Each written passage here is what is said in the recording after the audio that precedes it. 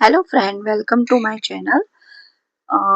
તો આજે હું બનાવી રહી છું દૂધીના મૂઠિયા. તો ચાલો રેસીપી શરૂ કરીએ.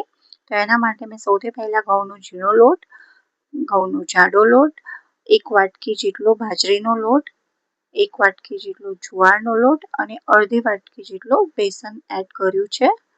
અહીંયા હું મલ્ટીગ્રેન મૂઠિયા બનાવી રહી છું. જો તમે બધા લોટના તમને ના ભાવતા હોય તો તમે ખાલી ઘઉંનો અને બેસન એડ કરીને પણ બનાવી શકો છો.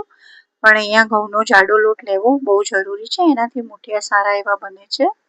એના પછી આપણે બેઝિક મસાલા એડ કરી દઈશું. તો મસાલામાં મેં સૌથી પહેલાં મીઠું, લાલ મરચું પાવડર, હળદર અને ધાણા જીરું એડ કર્યું છે. થોડી હિંગ અને અજમો પણ એડ કરી દઈશું. સફેદ તલ અને લસણ મરચાંની પેસ્ટ એડ કરી દીધી છે. એના પછી અડધી વાટકી જેટલું દહીં લીધું છે. એમાં મેં થોડી શુગર એડ કરી અને એડ કરી દીધું છે. લીલા ધાણા એડ કરીશું. દૂધી છીણીને અહીંયા લઈ લીધી છે. આશરે 400 થી 500 ગ્રામ જેટલી દૂધી છે, એને મેં છીણીને એડ કરી દીધી છે. હવે 3 મોટી ચમચી જેટલું તેલ આપણે મોણ માટે લઈ લઈશું અને મોણ નાખ્યા પછી આપણે બધી વસ્તુને સારી રીતે હાથથી મિક્સ કરી લઈશું.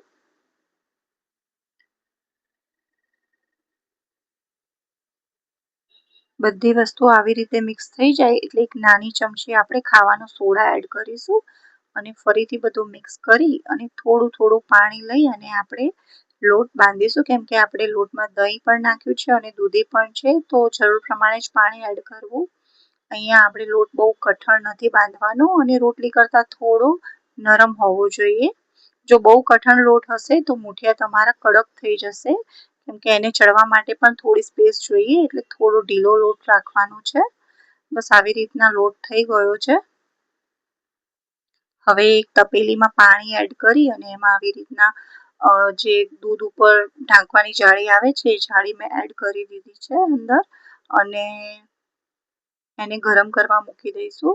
અને બીજી બાજુ એક પાટલા ઉપર આવી રીતે તેલ લગાવી અને મૂઠિયા વાળી લઈશું. તમે મુઠ્ઠીમાં પણ વાળી શકો છો, પણ હું આવી રીતે બનાવું છું, એને આવી રીતે રોલ કરીને, જેને હું વેલણિયા કહું છું.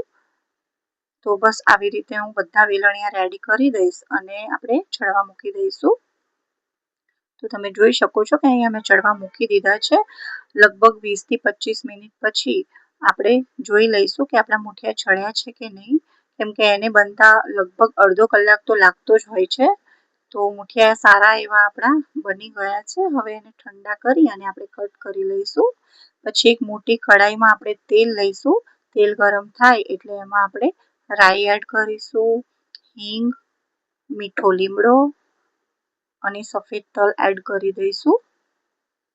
બધી વસ્તુ સારી રીતે ક્રેકલ થાય એટલે આપણે એમાં જે કટ કરેલા મૂઠિયા છે એ એડ કરી દઈશું અને એને સારી રીતે મિક્સ કરી લઈશું. આવી રીતના તલ અને રાઈ છે એ બધા મૂઠિયા ઉપર કોટ થઈ જાય એટલું આપણે એને મિક્સ કરી દઈશું.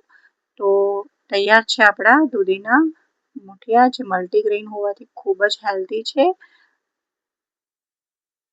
અને સારા એવા સોફ્ટ પણ બને છે. અને આપણે જાડો લોટ એડ કર્યો છે એના લીધે ચીકણા પણ નથી બનતા.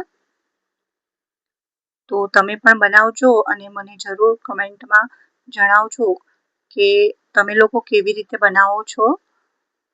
તો તમે જોઈ શકો છો કે મૂઠિયા એકદમ સોફ્ટ બન્યા છે અને ચીકણા પણ નથી થયા અને સરસ રીતે ચડી ગયા છે. તો થેન્ક યુ ફોર વોચિંગ. મારા વિડીયોને આવી જ રીતના જોતા રહેજો અને લાઈક, શેર